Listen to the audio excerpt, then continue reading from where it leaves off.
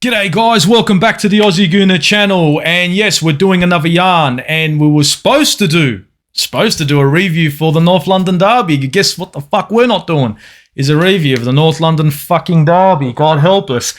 But the good thing is we're going to be talking about the issues the issues that were caused because of the North London Derby. And I've got some special characters here. I've got the one, the only Prince Fuad, who's always reliable, always here, looking pretty, looking great, as usual. Look at him. Doesn't he look how pretty he's looking there. He's got his hat on, got everything going. He's got a bit of sun in his face. Look at that. How you going, mate? All right?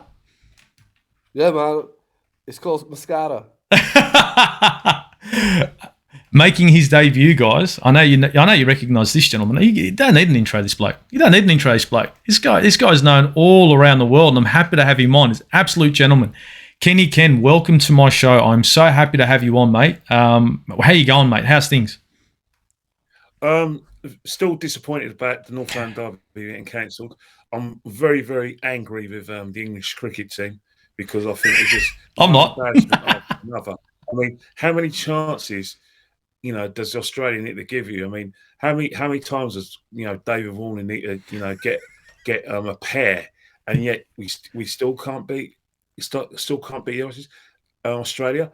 You prepared two pitches, which were English-type pitches. You had a day-night match where the ball swings. You had grass on the pitch in Adelaide and Hobart, Tasmania, and yet we still couldn't do it. I mean, English conditions, and the Aussies are basically saying, here's a couple of test matches, can't do it. And then, you've got the situation as well where Australia played a straight back with Djokovic. So I don't know. I think I suppose it's a great day for Australia, but in terms of it's not about England or Australia, it's about the Arsenal. Oh, mate, look, honestly, Australia at the moment for me, it's an up and down to left and right, and I can't make heads or tails of it. Arsenal, on the other hand, maybe I can make a bit of heads or tails of it. To be honest, this North London Derby, this postponement, and look, I'm going to get into it. The elephant in the room, guys, is this North London Derby. Apparently, our Arsenal could not field a squad to face Tottenham. Now, we all know we had one COVID case. We had a few injuries and all that kind of stuff. My problem here is, and look, guys, feel me on this. We knew AFCON was coming. We knew it was going to be full on with AFCON. We knew we were in a pandemic. There's nothing new here. We have to postpone the North London Derby. Now, what is this? Like, is this mismanagement? What is it? Is it just bad luck? It's a North London Derby. I'm fucking gutted. Like, I still stayed up last night, guys. Like, what the fuck? You know what it is. It is. Sadly, what's happening right is that whenever these games get called off, the last people who seem to be consulted and seem to have any consideration for is the fans who are looking forward to it. We had on the thing that disappointed me the most on Saturday when the announcement was made is that you had Arsenal fans celebrating the fact that they got one over on Tottenham, and Spurs were upset about it, and that they were celebrating the fact that they finally got their own way because other clubs did it. And I thought, well, this is something new. We've got football fans who don't want to watch football. Yeah. What about white fans like yourself? Who are desperate for the game. What happened to all this this sayings you hear in football? Doesn't matter whether you play Spurs at Hackney Marshes or in your back garden, it's a game. Doesn't matter how many players you got. It's Tottenham, and yet they seem to have forgot the basic mantra. And it wasn't just Spurs fans who came all the way from Texas or New York City or around the UK to watch the game. There was Arsenal fans, 3,000 of us who had tickets, who obviously there's most of us are Londoners, but there's people who've come from the East Midlands, Manchester, North East, who had tickets to the game. What about them? No one seems to consider them when they're having a pop at the media and Spurs. And I think that's the thing. Football, Arsenal had enough players. Let's face it. If the Premier League said no to the request, Saka would have played. Tommy Asu would have been fit. All of them fit. Why don't you just come out and say, look, we think we've got a chance to beat Liverpool. It's 0-0. We want to make sure we've got a fighting chance in terms of physical fitness and play the game. Just say so. All right, it'd been pathetic if you said it, but admit the truth. And mate, look, honestly, this game, like, look, you're not just postponing any game. You know what I mean? Like, Fuad, I don't know if you know what I'm coming from here. You do. You're an Arsenal fan. This is the North London derby. And for me, right, I was G'd. And you know why I'm G'd up, Kenny Ken, Fuad? You know why? Because I saw us against Manchester City. And then I saw us against Liverpool. And you know there was that we're not going down without a fight. Did you notice that character that was building? We played Man City, went down to 10 men, what now? We went to Liverpool, went to shit, what now? It was like, I mean, stupidity on both sides. Yeah, whatever. You know, we did what we did in both those games, but the team didn't give up. They were driving, they were playing for each other. And I'm like, for God's sake, they're driven. And even against Tottenham, I'm like, these guys should fear us now. Tottenham should not be happy about not facing us, because if they had faced us, they would have been facing a beast that wasn't going down easy. The only thing Tottenham have got going for him is a world-class manager. They're praying that he's going to go out in the pitch and put in a shift, because they ain't got no world-class players, and that's just a fact. Mm. And we decide that, I know, let's just do what Leicester did with Everton and all that, and postpone it play it at a later date and blah blah blah. Now, Fuad, look, I want you to touch on this. You tell me what's your vibe on this? What's your feel? I know you see it from both ends, and I was like that too. But the more it dragged on, I'm getting the shits. I was watching the other day what Kenny said, and he hit it on the nail. Like he said, it's a fast run. They should have, from day one, the Premier League should have turned around and said, "You got reserves, you play them." You know, people in the reserves are like £3,000, £5,000 a week to train in football, and they play football games. So, from the moment you've seen Tottenham do it, then Leicester, then they all did it, Burnley, then everyone's been calling their games off, Wolverhampton, then they all done it. So, it's just a fast, bro. Like, obviously, games should go ahead. That's my opinion, because we pay money for Sky Sports, so I want to be watching it on TV when I'm in work, especially. But the Premier League got to make a big decision about it. They got to either stick to their guns and say, enough's enough, it ain't happening no more. And that's it. Like the Premier League, right? Every team gets injuries and every team got COVID cases. It's like Man City and Chelsea haven't called no one game, ain't called the game off. So you got Tuchel, fair enough to come on saying, we're refusing, no, we want to play the games. So you got two managers in Guardiola and Tuchel, and then you got Klopp and Arteta. One wants to turn it around. 1 minute he's complaining, next minute he's doing it. It just nothing makes sense. Like it's like Kenny said, it's a joke, man. Both of them. You know what? There's a loophole around it. There's a loophole. The thing is, all right, if that's how they want to play it, then what they need to do is that the premierships to say, right, let's increase the squad sizes from 25 to 28. Yeah, makes sense. Yeah, let them try it there, because they're saying what Arsenal's done is that if you at the beginning of the season, like June, July and August, you have to give a list of all the players who are part of your Premiership squad, and all of them are registered to play. So if you have 28, you can include a few academy players. Now in the FA Cup, you don't have to provide them with a list, but in the European competitions, Europa League, UEFA competitions, and league, you have to have a list. Yeah, and so that's how they can get away with it. They can get away with it in Europe as well. And they probably suppose in the Football League. But in terms of like what's happened, here's the problem. Arsenal said that they haven't got enough players because of fatigue. Right, that's fine. But towards the end of the season, March, say spring, March, April, the games that Wolves has got to be fitted in, Spurs has got to be fitted in, Chelsea because they're in the cup. So say if they have all the guys from the AFCON and they pick up injuries because we're not getting enough rest, are they going to ask for the game to be postponed then?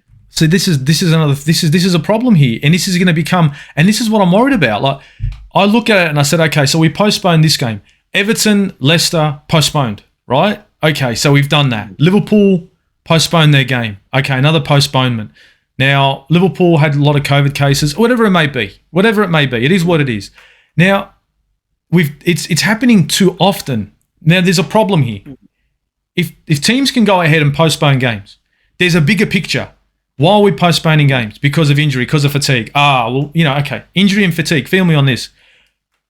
Okay, do we increase the squad size?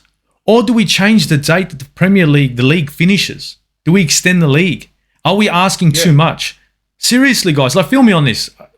Tell me what you guys think. They used to, you know what's happened? They used to do it before because but obviously I'm a bit older than you and Faud. Oh, not much. I'm nearly. Well, I'm born in 1972, so I don't know what years you. Oh, you young fella, mate. Oh, yeah, but you know what's happening? Back in the day, I remember in the 80s, where the football season, the FA Cup final, would be on the 18th of the FA Cup final was the last game. Let's talk about the 1985 season. So 1985. 84-85 season, the FA Cup final was on the 18th of May, Man United versus Everton. And then after that, you still had league games afterwards. So Everton, because they were in a lot of competitions, had games afterwards. So they had Liverpool to play.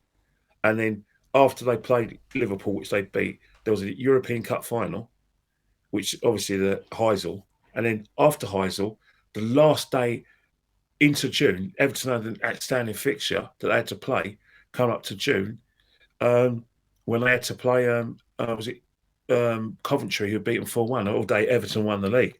Now, that was a regular occurrence in the 70s and 80s. And obviously, up until like 88, 89, that stopped. So basically what's happening for TV purposes, the league had to finish on a certain date. So this is but if you were, when I was a kid, football season, they used to say, football season finishes in May. Don't worry about that. There were still games afterwards. You see, league games. That makes sense, though. See, in this case, and this is where I'm hitting the nail on the head. I'm trying to hit a nail on the head with a hammer. We've got a pandemic. Now, I don't know if anyone, if the Premier League are aware of it, but I can't see that they are, because they're not adjusting anything. It's like, we're in the middle of a pandemic. We just need all the fans to wash their hands, get their COVID test. Relax with the fans, guys. What are we doing in regards to the season and the league? You know what I mean, Fuad? We know about AFCON, right? We know that these players are going to AFCON, right? We know that these games are going to go ahead regardless, right? Now, we know we're in a pandemic. Instead of calling off games to finish at a certain date, why can't we allow the league to continue smooth and just extend it? So that way we don't have teams, and I have a bad feeling, feel me on this, that are going to try and take advantage of this, right, and get an upper hand against their opposition. Now, do you think that this is going to happen? Because I think it's going to start happening. Yeah, we call it a pandemic. The Premier League calls it peas. Pea-panic, bro. They make money. That's all they care about is that. Peas. Pandemic. Yeah. They don't care about fans when they travel. They don't care. As long as they're getting their money, they're happy. That's the truth. Man. That's the Premier League for you. And the Premier League, see, the one thing about the Premier League is, like Kenny said, they either make the squads bigger, so there's no excuse next season. And the other thing is going. Forget that they're all moaning about. They knew about what about the World Cup? What's going to happen in Qatar in December? With all the fatigued players, how many injuries are they going to have before they even get there? What's the excuse going to be there? No excuse, because Qatar will say to you, don't worry, we'll give you this. And they'll stay quiet then. Yeah, you do what you want. As long as they get that, they'll do what they want. They'll find a way. It gets even better. Like, the tournament starts in November, and the World Cup final is on Sunday, the 19th of December this year. A week later, I think a week later, the Premiership resumes on Boxing Day. So basically, they've had. No, it's true. Are they mad? We don't know when the season's going to start for next season. What we do know is that during the World Cup they're going to have a cut-off break. So obviously, players who don't play for internationals are probably going to have a break. But players who play for their national sides, and we know there's going to be hundreds of thousands in English football because of the fact that English football is attractive. Yeah. So say, all right, let's just be honest. Belgium, England. Let's say Belgium, England, France, Italy, Brazil. Yeah. Are going to get that further in the tournament. And just being generous, because we don't know what Italy is going to happen with Italy and Portugal because they're in the playoffs. But just say all of those teams get there, and you've got your best players, and then a week later you're expecting your best players with no rest to play in the league game a week afterwards. In the Premier League, of all leagues, Yeah. of the Premier League of all leagues, Yeah. it's the most attractive league in the world because it's friggin' full on. What I could do is I could phone up my other brothers and say, "Yo, listen, if England gets kicked out early, can the Premier League continue?" What happened? What happened, mate? If England comes out early, I'll phone up my other brother and say, "Yo, listen, let the Premier League continue. We're out now anyway, so let them play on." Hey, It like, won't happen, innit? this is a joke, you see, because like the Premier League right now, apparently they're worried about players' health and blah blah blah. How the fuck are they giving a shit? And I'm sorry about the words I use. I'm Australian, so this is the way it is. How the fuck do they give two shits about players' health when they're making them bloody play game after game after game, all in all, to get to the end, and we got to finish on time? Where are they taking the players' health into any consideration? Now, I don't know if you guys have heard about Pierre-Emerick Aubameyang, and he has some sort of lesions around his heart, and I think they have another player at AFCON that has the same sort of thing, and they've It's the Mina. yeah, there you go. He's had the same sort of issue, unfortunately. Now, I look at all these. I look at these problems, and we see what happened with Aguero. We saw what happened with Eriksen, and I think to myself, can this be because we're pushing these horses way too far? Like, you know what I'm saying? You can keep pushing and pushing and pushing and pushing, and eventually, it doesn't matter. We're all human beings. We've got a limit to how much we can push. Aubameyang is not footballing reasons. Aubameyang is too much down the West Ends. Preach. You know, like my Aussie Gooner's got a good point. And the reason why I say he's got a good point is because the situation is with footballers because they're assets, they only get like ECGs once a year. So you look at Eriksen. He had his ECG say Eriksen had his ECG, right? When he was at when he left Spurs, he left Spurs in 2020, right? So he had his ECG at the beginning of the season, and then he'll go to Internazionale, and in 2021 he'll have his 2020 he'll have his ECG, right? Say August, September before the season starts. Well, that's no good 9 months later, because in between that, how many games? And he's had a season as well. Yeah. Plus he's played internationals. Plus he played League of Nations. Plus he's played qualifiers for we already qualified as well, but League of Nations friendlies. So since then, no ECG. He gets felled in Copenhagen, and then everyone's going, "Oh, but he had his ECG. He can't pick him up." We understand that, but surely the correlation between flogging these players who are fitter, by the way, but they've still got hearts, because hearts can only take so much, and then you expect that, and then they're assuming that this won't happen. Then obviously the COVID conspirators are saying, we don't have to. I look at that and I say, I put that aside. I say this stuff's been happening before. I say it's been happening before. It's too much. Kenny, I was saying to Steve, innit, before you jumped the show, I said, with international breaks, because I think they overplay the players, like the Premier League stars, the international. I said, do you know when they go into pre-season, they have 3 weeks with the club, and I think they should have a 2-week international before the Premier League starts. Good. I don't see a reason why not, because I think what's happening is that separate it. I think the problem is with the pandemic, and because of the League of Nations, a lot of the associations, European associations, within FIFA, are basically skin. That's why they've had things like League of Nations, especially around Europe, and that's why that way they have competitive games. And then what happens at TV stations like Sky will buy these rights and they give the associations money. So FIFA, I suppose, and UEFA got a responsibility to the associations to in order to fund them. But the problem is that, again, the goose that laid the golden eggs are the players, and that's the problem. If TV are putting so much money into the associations, they're gonna, and you say, "What, this is a serious international," the best players are going to play. Hence the fact that we are going to have serious issues. Yeah, true. It's too much time. Look, everyone. I want to see my guys on the pitch. I want to see my boys on the pitch for Arsenal. Now, I like international football, but I'm a club man. You know what I mean? And it's Arsenal through and through. and it's Arsenal first for everything. And the way I see it is Premier League is a business, right? Premier League is it's all business. Arsenal, let's say, is a business, right? I've got commodities in my players. What kind of a business am I if I'm going to drag my commodities through the mud and burn them out so that I can never use them ever again? The problem I have is you've got the Premier League saying that this is what we got to do. I think, and feel me on this, I think it's time for the clubs to come together, and say, you know what? Enough is enough.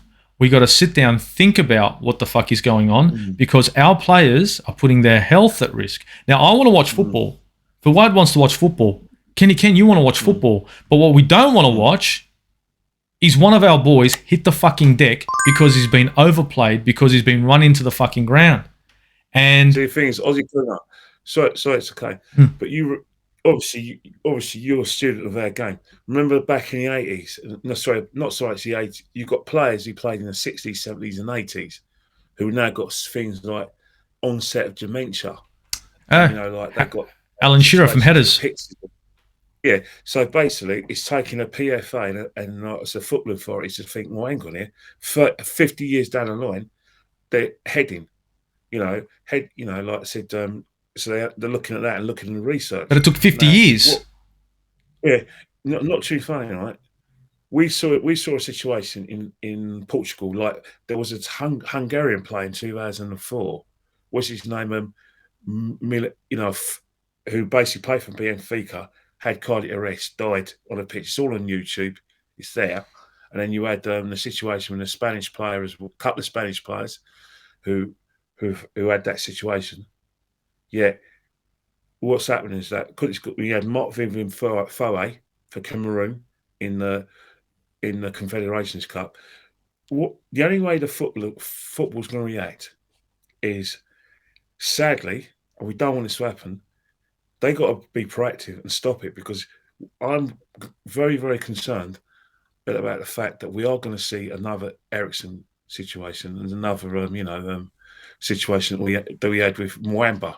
Yeah, because I don't see how players who only have one ECG a year, who basically don't get regular heart checks, only just once a year, and then they're playing all these games at high intensity as well. I don't and then travel. If you're playing European football, let's say you're playing Champions League, you got to jump on a plane as well, and you got to land. There's changes in pressure. Ronaldo's still alive. The amount of football he plays at his age. Fuck, mate.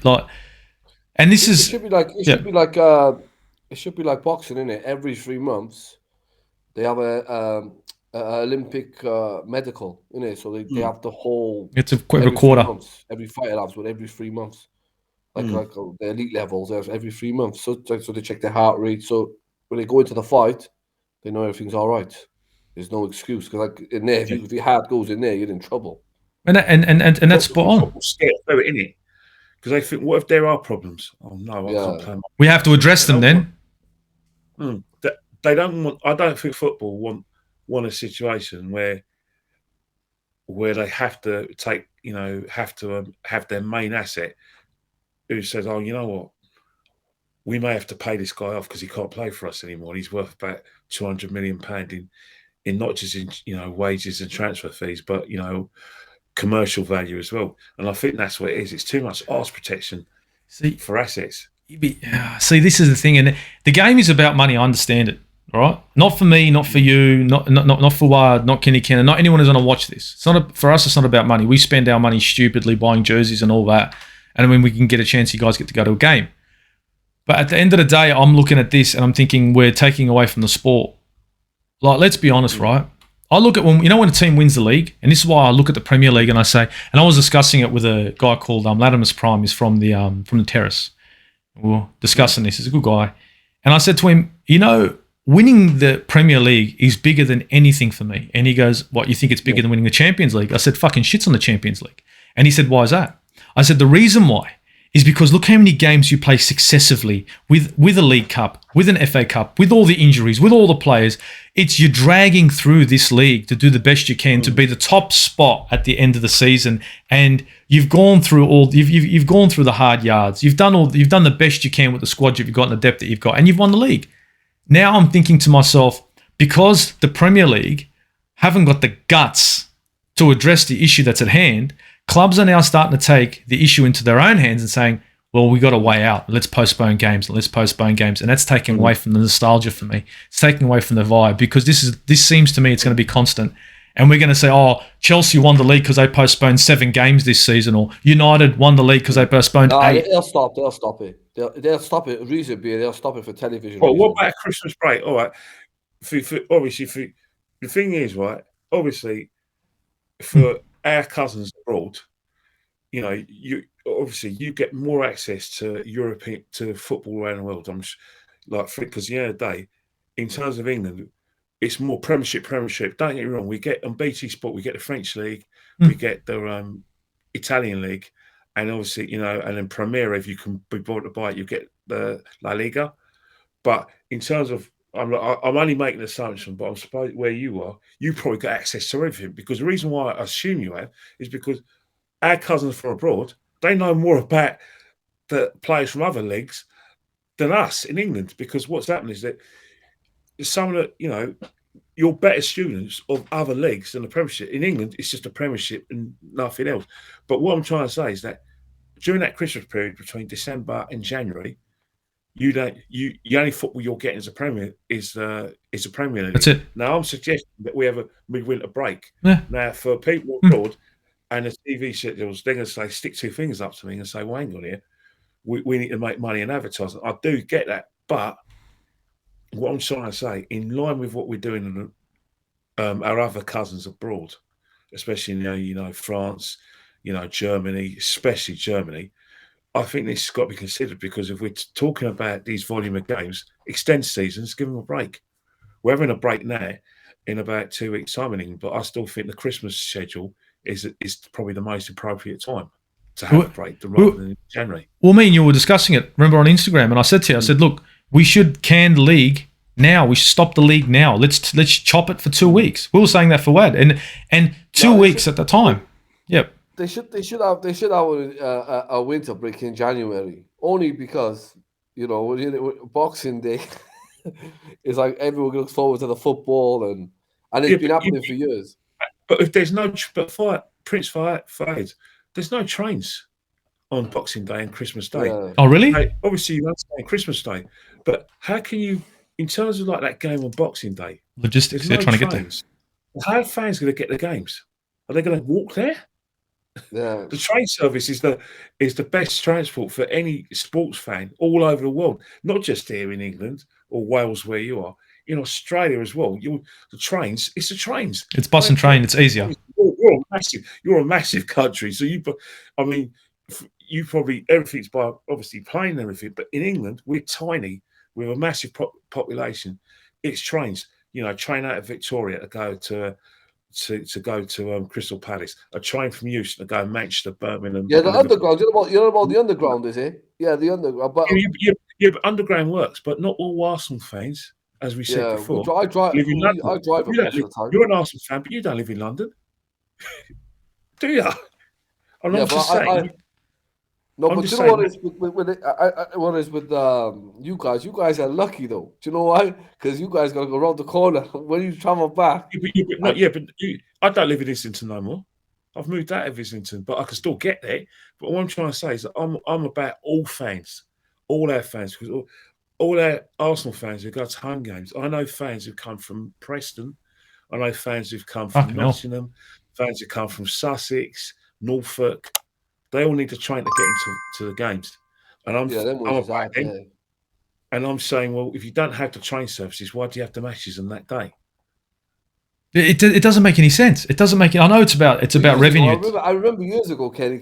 I watched one of your things, and you were saying years ago they used to have the North London derby on Boxing Day. Is that correct? I remember you saying it, so fans can walk. All the derbies. Because you know what is Prince Faud and Aussie Gooner? In the 80s, there wasn't this sort. Most Arsenal fans and Spurs fans lived in their locality. Yeah, it was a team, local area supporters. And then what's happened? Obviously, with money or maybe better schools, some Arsenal fans and Spurs fans moved out further into the home counties. Some Essex, some Hertfordshire, some Sussex, some like a Middlesex or Buckinghamshire, or some further out towards Southwark and Cambridge and Norfolk. So what's happening now is that there's no locality, and plus we had that wretched computer now, where basically, obviously they say it's a computer, but I know for a fact that Premiership clubs actually go to the league and said, look, at a certain time, can we have this big game at a certain time because it's going to be good for the TV? So they do it, blatantly do it, contact and make suggestions of when they should have certain games. It's like in NFL. Yeah. It's almost like NFL. You see, this is like Premier League's doing everything it can to make its money. Now, Arsenal here postponed this game, and we all get to lose out on not watching a North London derby. We all have to wait to see when the game's going to be played again. Now, we all know that Arsenal-Liverpool's going to go ahead, but the North London derby's been postponed, right? Lucy for that. Sorry? I said for the North London derby, I blame all Londoners. If we would have brought back Jack Wilshere, the game would have gone ahead. The hell am I going to do with Jack Wilshere? Mate, you know what? Look, you know what we'll do? This is what we'll do. This is what we'll do. Jack Wilshere, we'll bring him back. But we're going to bring him back not to London. He's going to come over to Australia. He can watch casts for me over here, yeah? I'll give him a job.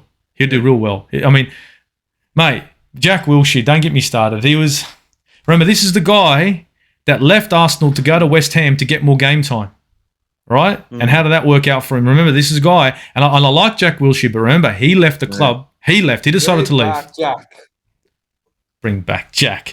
We can't bring back Jack. Look, trust me, if you did a medical on Jack Wilshere, it'd be a mess.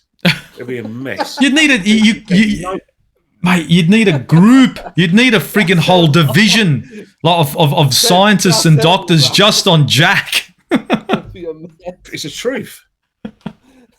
Fucking hell. It'd be a mess because simple reasons that you couldn't get West Ham got rid of him. He couldn't get a contract at Birmingham. The fact is, Jack Wilshere should retire through injury because he's, I said to a friend of mine when that Jack Wilshere retired by the time he's 28. Well, he's 30 now, and he ain't played proper football for 2 years. So I'm not that far out. You're pretty much nearly on the bloody ball. I mean, Jack Wilshere, Abu Diaby, these guys, unfortunately, great talents, could have been, would have been, should have been, weren't. Do you know what I mean? And to look, everyone was talking. Yeah, injuries just destroyed them. So the way I saw it in the end is, bring back Jack. Jack should be happy that Arsenal opened the doors and allowed him to train there, since he decided to walk and go to West Ham. So what can I say? It's unfortunate, and I'm honestly, as an Arsenal fan, I'm fucking gutted. I really do believe that it looks like Arsenal have decided to take matters into their own hands and let's rest our players, and we found a way to do it. Let's go ahead and do it. I don't like Arsenal doing that. I know other teams are. I know most other supporters would say, you know what? If you can get an upper hand on a team, you get an upper hand on a team. I like going fair and square. And if that means that we're going to drop off and this and that, so be it. Because to be perfectly honest, when Arsenal are successful, people will always look for something. Oh, Arsenal was invincible. Okay, how many draws did you guys have? It's shit like that pisses me off. And so now this season, if we finish, let's say, top 4, you'll have plenty of people come in and say, remember that game you postponed or that second game you postponed, and just something to nitpick on an Arsenal fan, and it shits me up the wall. Only two clubs have successfully got their games postponed. I mean, Arsenal, Leicester, and Liverpool. Arsenal now, Liverpool, Leicester. I mean, only two games. Only two clubs have fulfilled all their fixtures, and that's Chelsea and Man City. Now, Chelsea tried to make an application, and they got told to get stuffed, and they had to play. And I think, but if you look at last season, though, if you want me to be churlish and think, well, this situation happened last season because Man City, over the Christmas period, they had about a few games postponed, like 2 or 3, and then I know Aston Villa had some, but by that time, Liverpool were running away with the league. Man City came back, had their games in hand, got a bit of momentum, boom, ran away the league. No, that's just football. It happens in football. You know, a lot of teams, benefit from their game of hand, or others just can't do it because physically they don't have the squads. But it's one of those things where Man City were getting the same kind of accusations. But the problem is that the Premier League does not, have the authority that it should have, because the reason, if a Big Six club makes a request, the Premier League are going to say, because without the Big Six, the Premier League can't survive. Well, that's the thing. I mean, they look at the Big Six as their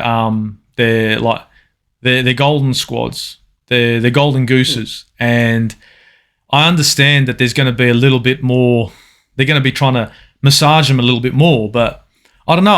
I'm looking at this continuous. Like, I look at this particular game, and at the start, I was one saying, well, these things happen and we're just going to have to, move along with it. It's understandable that the club's done it. But the more I go on with it, the more I look at the bigger picture, and I keep worrying about, is this going to continue to happen? Because I can see it. I don't know, guys, can you see it? That the clubs could take advantage of this, and this could become fucked. No. I think what's happened is, I just think the Premier League might, at the start of the season, that might have come with an agreement with the clubs, and maybe toward now the clubs are agreeing. But I think next season it ain't happening. It's bad for business. It's bad for Sky. It's bad for views. It's bad. There's no African nation. There's no AFCON though. There's no AFCON. What's happening? Yeah, but I was saying, but again, it's the World Cup as well. But what I was saying, that's what it is. What I said to a lot of fans from Arsenal fans, and I said about fans from other clubs, well, they better get a move on, because at the moment we're in the group stages of the African Cup of Nations. When the African Cup of Nations ends, you've got no excuses now. So you're going to have to think of something else, because clearly it was never COVID in the first place. No, because I mean, it's like, let's face it, morally, we probably shouldn't have played that game against Leeds, because they had no one. They were bare bones. Leeds were bare bones. Yeah, they still played. You know what I mean? And that's what I keep thinking back to. So that's what I'm thinking back to. I didn't want to say it, but I'm thinking back to that. I'm thinking we demolished them, but in the back of my head, I know they were bare bones, and now here we are taking the piss. Kenny, Liverpool, Ken, Liverpool? I didn't get with Liverpool. They cancelled the game against Arsenal, and 48 hours later, they got a full team out against in the FA Cup. But that's going to be us. But that's going to be us 3 days after we should have played Tottenham. Yeah. So that's the thing. You see, this is why it's like we're blatant. Like, instead of the Premier League, like, seriously, it's fucking dumb. Like, instead of the Premier League going, look, let's just fucking drag the league out a little bit longer. I just think I don't think it'll happen. I think it's only this year they get away with it. Next year, that's not happening. I suppose. Yeah, well, they've got no excuses then. I suppose you've got to plan your car and do the repairs before you realise you just put in the stipulations. You know what I mean? I think next season. But going to Arsenal, Arsenal, like going back to Arsenal, but it's like with Arsenal, in a way, they could blame themselves. It's like, you sent a lot of players out. You sent Balogun out on loan. You sent 18 Miles out on loan. You're not allowed to say that in the Arsenal fan base, because you'll get told off because you're not being a good Arsenal fan. Well, that's why I said mismanagement. Was it mismanagement? I blame the club for that, because if they knew they're going to have injuries, they were going to be light, and they knew they were going to Africa, they got no excuse. Exactly. I'll tell you one thing, a word of warning for next season, because this is like a bigger issue in terms of footballing issue. If you think players in World Cup year, season 22-23, are going to get away with not being jabbed, you can forget it. If you think football fans are going to go to clubs without being jabbed or PCR, you can forget it. Because I'll tell you one thing, right? They're not going to mess around, right? They're going to have they're going to make sure every game goes ahead. They're going to make sure the World Cup isn't in jeopardy. And you know that you're going to have a situation with Qatar and all those countries that all of a sudden you're going to have everyone must be jab rule for every player. And I can see that happening, because they're not messing around. They're not going to tolerate any outbreaks or any cancellations of, due to COVID cases. Trust me, they ain't messing about, mate, because Qatar, there's so much money there that they want all the events to go ahead. They are not messing around. So this is and this 100%. and you know what? That's the truth. That's a fact. I can see that. But I'm with you. Even when I went to the last home game, Ken, they were saying COVID passports, COVID passport, COVID Yeah, passport. you know what? To be honest to you guys, you know the reason why I got jabbed is because I fell ill with COVID last year, but I got jabbed because I wanted my life back. I fell in with Most it. people did. I wanted it. That's it. I thought, fine, I don't need this hassle. I want to go to football. I want to protect myself. I'm not a medic. What do I know about science? I do know about other medical situations, only for experience. But I'm not a doctor. I haven't got a degree in a BSc. But at the end of the day, it's very, very clear that whether we like it or not, this is the way to go. And it's going to happen in England. But England is too democratic. But look what happened in your country, Australia. Yeah, I mean, in Australia. In Australia, they pushed it as hard as they could. They used a lot of media. They used a lot of hype, and some people decided, I'm going to go in because I have to. And it was, in many cases, it was an employment thing. In some cases, it was more just a bit of hype, a bit of a bit of scaremongering, fearmongering, and a lot of people went across and got the jab. The problem is that after all this has happened, a lot of people are now got a bitter taste in their mouth, and that's what a lot of people are like. No, we're not playing the game. A lot of people that I know are saying we're not playing this game again because it just feels as if we were taken for a ride. We weren't. We were mistreated and blah blah blah. I say to people, look, each to their own. How you want to live your life is how you want to live your life. If society wants to do this to you and you want to live this way, that's your choice.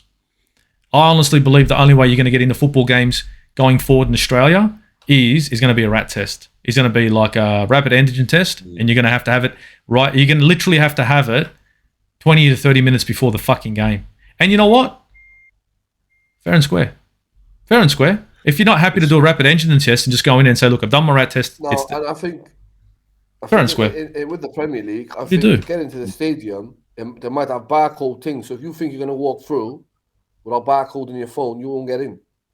They might do something like that, like when you got a membership now, they send it to your phone, and you can just click a ticket, and it's the same with your COVID pass. I never had the COVID pass the last time I went up to London, but the last home game. But what I did, I looked for the first person who looked like me, and I thought I'd go and blag him in my language, and they let me in. Well, they won't let you in. They're asking for COVID passes.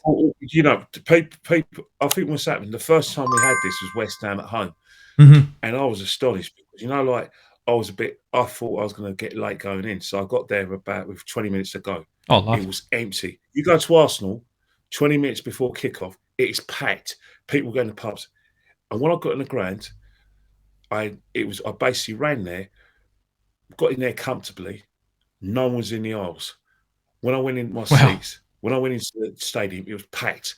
Basically, everyone thought, you know what? We thought there's going to be crowds. We thought there's going to be checks. So I was told by some friends of mine, the game was at 8 o'clock. They told me it was packed at 7. People just didn't want to chance it. They just we'll go in early and we'll catch them by surprise. Yeah. And they were winning because they thought there was going to be massive queues of people with the checks.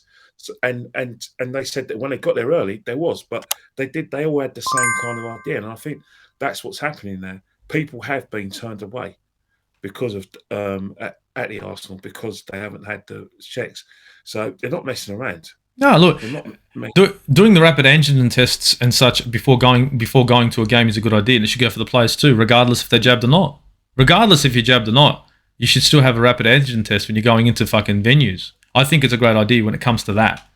But the only thing is, where to from here? I don't know, mate. Look, I look at this whole thing with the pandemic and everything. I think it's a lot of work in management.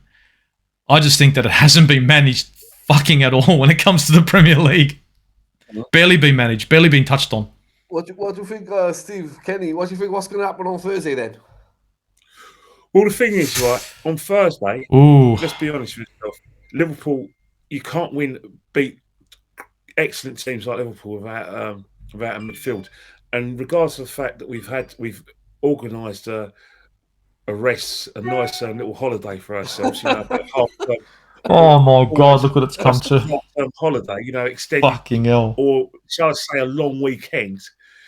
The situation hasn't changed. We're going to have a lot of players fresh, but we still haven't got a midfield. We still only got Albert, Sammy, Lokonga in midfield.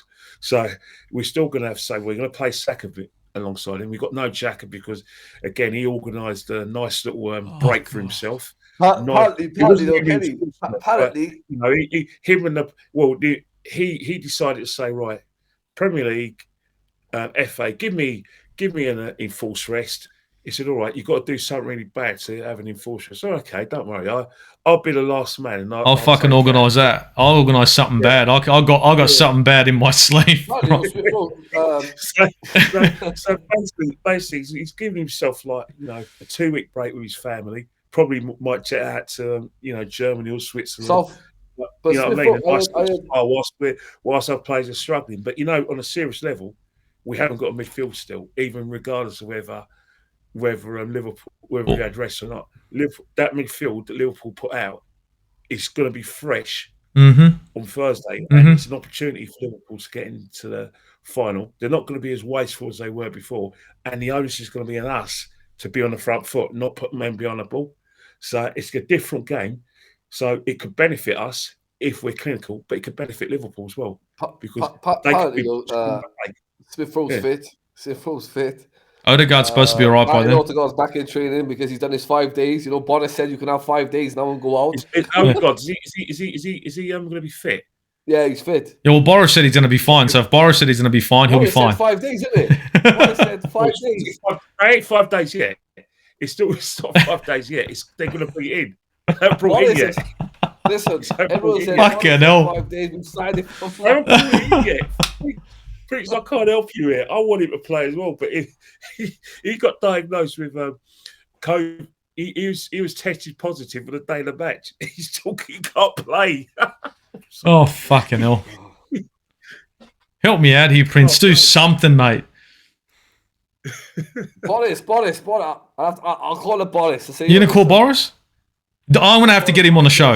I'm going to get him on the show. We're going to have a discussion about this. There's going to be fucking none of this. I don't know. Boris could be out of power by the time you get him on the show. He'd probably jump on then. I don't know. He's in deep doo-doo here, man. I don't know where your Scott Morrison is getting on, but your Scott Morrison, he's tougher in COVID than Boris. Mate, he's gone. Scott Morrison. So we got election coming up. Liberal and Labor are going in a bin. That's a shock. Australia having another election. You guys love an election in Australia. I mean, federal. You've got to be the most undemocratic country I've ever seen. Because look at it, right? You basically have Liberal prime ministers, and you had Labor as well. Like working side by side. Yeah, you don't even go to the people. They'll lose a leadership election and become prime minister. I mean, Julia Gillard became Prime Minister of Australia, Labour Prime Minister, for a leadership election. Then you've got who's that? Then you had the Liberals, the same sort of thing. They overthrow each other. They take it. They stab each other in the back. Yeah. It's the country itself, and everyone. Who's Kerry Packer's lawyer? Malcolm Turnbull. Yeah, Turnbull. He's the guy who decided to throw the Australian cricket team under the bus over the scene there. But yeah, you got Turnbull. Who's the one before Turnbull? The guy born in London. What's his name again? Oh shit! Wait a sec. He's a tosser. Fucking every single politician in Australia is a tosser, mate. Fucking hell. You got Alan Jones. I know about Alan Jones. Alan Jones can be 1 minute, 1 day he'll be here, 1 minute he'll be here, 1 minute he'll be here. He's jumping left and right. And look, I'll be honest with you, Australia is not a democratic country. I'll tell you, okay, this country is fascism. It's fascism. It's what it is. It's just everyone thinks democracy. Guys, look out the window. This is not democratic anymore. You might think it's democratic. It's not. But we got a federal election, and hopefully we can get a change in this government, and apparently it's going to be minor parties that are going to win. So maybe I should run, huh? A vote for the Aussie Gooner is a vote for you, eh? How about that? Yeah. I'll bring the Premier League to Australia. I'll give you a lot of votes in Australia. Would you? Yeah, I'll make sure all the kangaroos vote for you too. Oh, the kangaroos are guaranteed, mate. You know, we get along though. Me and those guys don't be fucking messing with no kangaroos, mate. They're I fucking like the vicious. kangaroos in Australia, bro. They walk around like they run the streets, man. Well, no, they don't. But if I take you out to the bush, mate, you run, son, run. Because those guys come near, they're not looking to talk. They're not looking to hang out. They're looking to fucking fight. That's all they're looking to do. But Weird, bro. but boys, look, I'm going to wrap that up here. His name, you know, the Prime Minister. His name Abbott.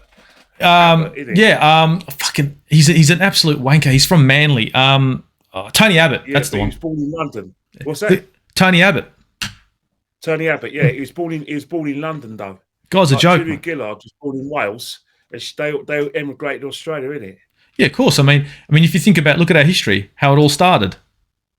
I mean, if you think about it, it was everyone out from the UK coming over here. You know what I mean? And then, of course, the rest of us lot jumped on planes and decided to make lives.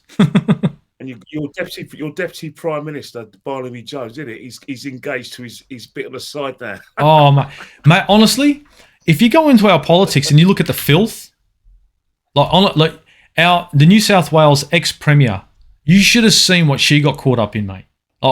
After the show, guys, I'm going to give you guys a breakdown of what she got caught up in. And it was bloody a joke. And you know what? There's a chance you can get back into politics. Only in Australia. Only in Australia. And she was caught doing deals under the table. But anyway, no shit. It's bloody horrible. But guys, I'm going to wrap that show up here. I mean, I think we've touched on every single possible base we could. I don't think any one of us is happy this game for this North London derby got postponed. It's fucking horrible. But I hope it doesn't become a trend. That's the only thing. Prince Fuad, dude, thank you very much. You're always on this show. I love what you bring to this show.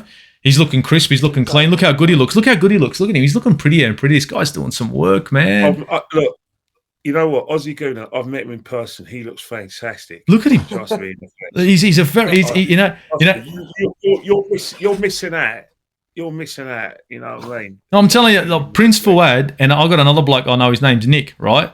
Him and Nick, they take care of themselves. They really take care of themselves. These two. I'll be honest with you. Big up Kenny. You got a massive fan base in Wales. You know, Cardiff, we love him, bro. Why wouldn't you? You know I think the professor loves him. Yeah, you know what it is. Yeah, the there's professor. room for all of us. You know, some fans want to take the limelight for themselves. They don't want to share the limelight, and others don't. You know what I mean? Mate, anyway, it's all about this. People are looking for me. Oh shit! All right. Well, on that note, guys, Kenny Ken, thank you for coming on. Hopefully, I can get you back on soon. Crossing. We talk virtually every day, don't we? Yeah, we fucking honestly, mate. My missus sits there and goes, "Are you talking to Kenny Ken again?" I go, "Look, I've got something to discuss. It's fucking important." And I'm telling you, we see eye to eye. So shit, this has gone bad. But look, from the Aussie Gooner to everyone out there, thanks for tuning in, and please jump on Prince Fuad TV. Check out Kenny Ken on Instagram. I know everyone knows him. I'm going to plug him anyway, and it's Uru, guys. Uru. Uru. Uru.